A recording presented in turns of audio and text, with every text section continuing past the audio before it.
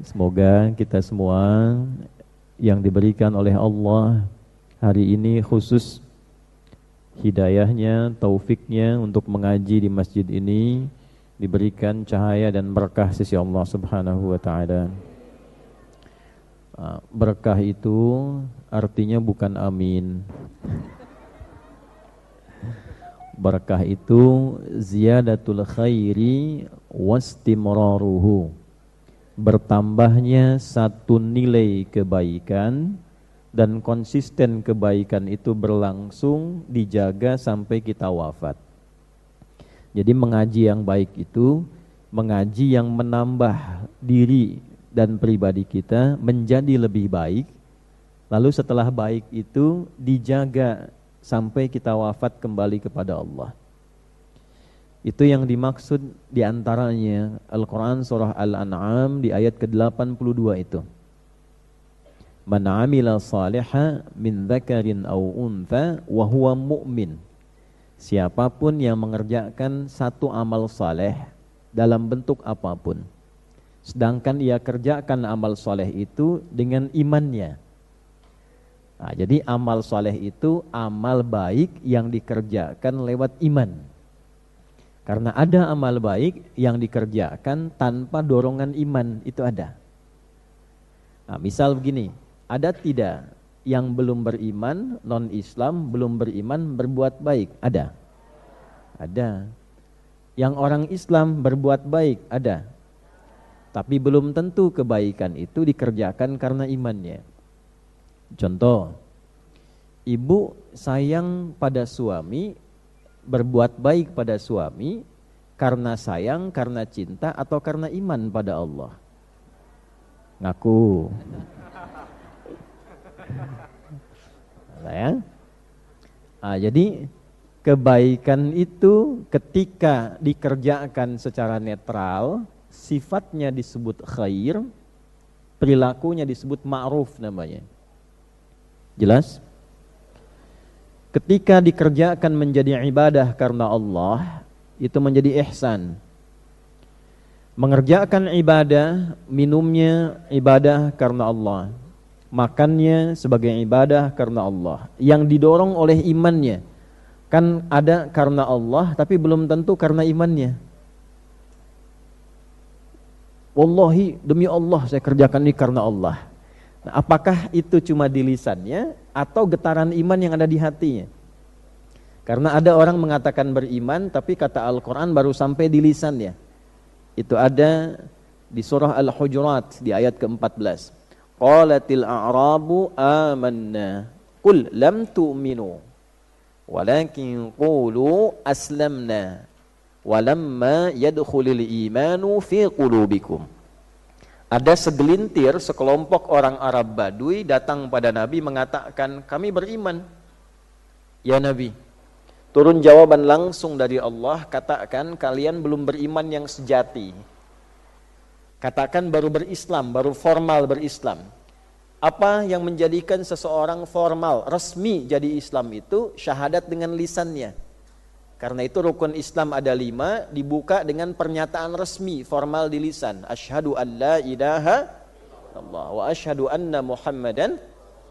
Nah, kalimat syahadat itu baru di lisan atau sudah sampai ke hati? Kan? Dari lisan turun ke hati atau baru sekedar di lisan?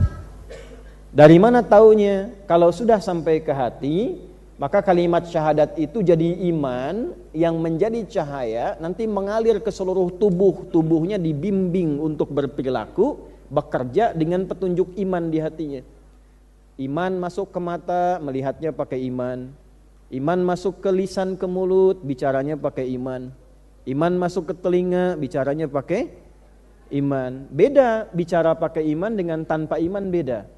Orang yang bicara pakai iman, dia memilih kata-kata yang baik menurut imannya. Kalau menurut imannya tak baik, dia memilih diam. Man kana yu'minu billahi wal yaumil akhiri falyaqul khairan aw liyasmut. Iman masuk ke mulut. Iman masuk ke mata, dia akan memandang yang baik menurut imannya.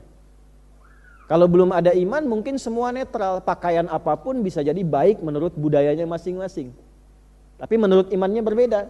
Ketika perbuatan baik ini dikerjakan karena imannya, maka berubahlah nama perbuatan baik itu menjadi saleh namanya. Jadi saleh itu perbuatan baik yang dikerjakan karena dasar iman.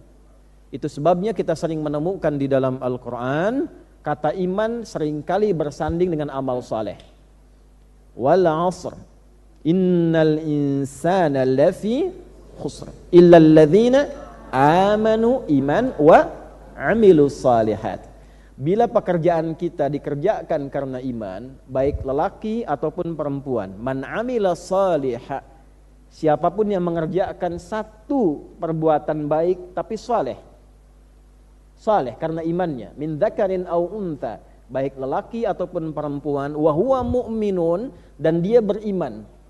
Di situ menggunakan bentuk isim, kata benda. Maksudnya imannya masuk ke hatinya, membimbing dia untuk beramal saleh. Falanuhyiyannahu hayatan thayyibah. Maka dengan perbuatan itu diganjar, dibalas oleh Allah. Dengan satu perbuatan itu akan membuat kehidupan dia dibuat oleh Allah lebih baik dari sebelumnya. Jadi amal saleh itu kalau dikerjakan karena iman, punya masalah, nanti masalahnya dihilangkan oleh Allah. Kesulitan rizki didatangkan bahkan dari sisi yang tidak diduga. Kesulitan belajar, nanti ilmu diajarkan oleh Allah dari sisi yang kadang kita tidak paham, tiba-tiba bisa mengerti.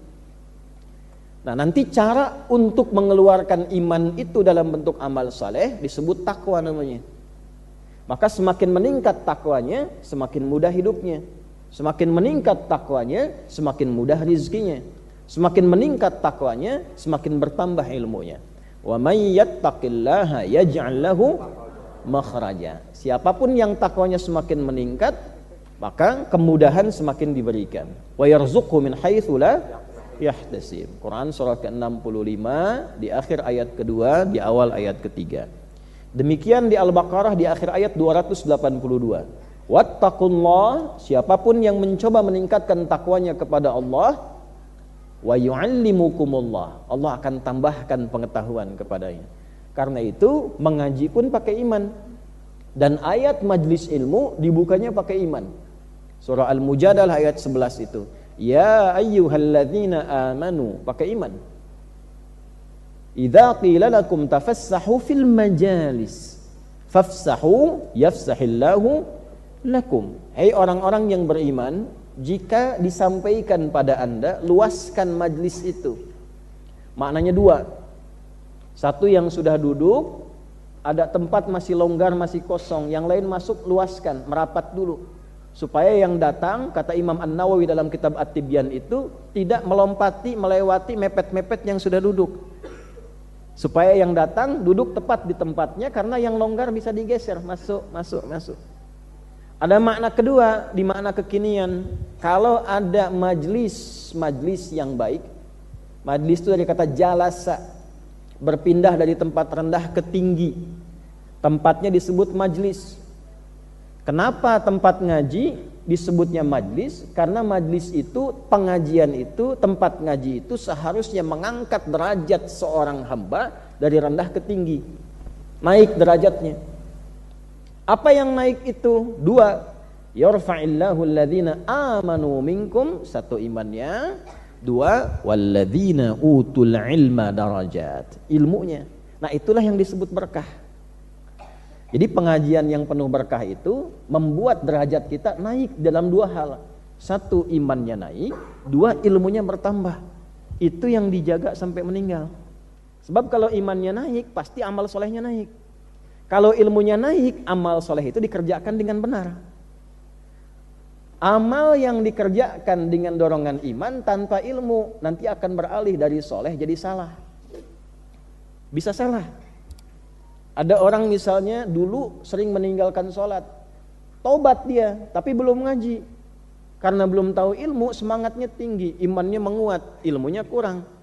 Ya Allah, saya dulu sering meninggalkan sholat, saya ingin ganti sekarang, gak apa-apa besok subuh saya 4 rakaat. Nah, jadi keliru, karena ilmu belum masuk. Oleh karena itu ketika kita mengatakan berkah, itu bertambah iman dan ilmu. Jumat berkah. Ketika Anda datang ke masjid mendengarkan khatib itu berkhutbah, imannya naik. Karena ayat Jumat dibuka dengan iman. Ya ayyuhalladzina amanu idza nudiya lis-salati min yaumil jumu'ati fas'au ila dzikrillah. Iman makin naik. Jadi selepas pulang Jumat, ibadah makin enak. Semangat sholat, semangat ngaji Quran. Karena itu teman-teman yang khatib itu berkhutbah dengan benar. Terangkan dengan ringkas, padat, materi. Kalaupun mesti panjang secukupnya, tapi substansinya, isinya jelas. Membuat orang semangat mendekat pada Allah. Ya, kemudian ilmu bertambah. Jumat berkah itu bukan Anda datang Jumatan dapat nasi kotak. Nah, itu tambahan. Ya, jelas ya? Fala nuhyiyannahu hayatan thayyibah. Allah janjinya pakai fa, akan cepat dirubah hidupnya menjadi lebih baik dari sebelumnya. Jadi kalau ngajinya itu benar, pulang ngaji hidup lebih enak. Hati lebih tenang. Ilmu lebih bertambah, amal soleh makin banyak. Jadi kalau ngajinya amal solehnya tidak bertambah banyak, ada yang salah dalam ngajinya. Imma gurunya kurang baik dalam mengajar, atau muridnya tidak serius dalam belajar. Cuma dua itu. Makanya Mbah Hashim mengarang kitab itu Adabul Alim wal Muta'allim, nanti memberikan sifat-sifat. Bagaimana guru itu benar mengajar, bagaimana murid itu baik dalam belajar. Oke? Nanti ada 10 langkah di dalamnya sampai konsisten kita menjalaninya. Kan untuk konsisten ada 10 tahapan. Konsis 1, konsis 2, konsis 3, konsis 4 sampai konsis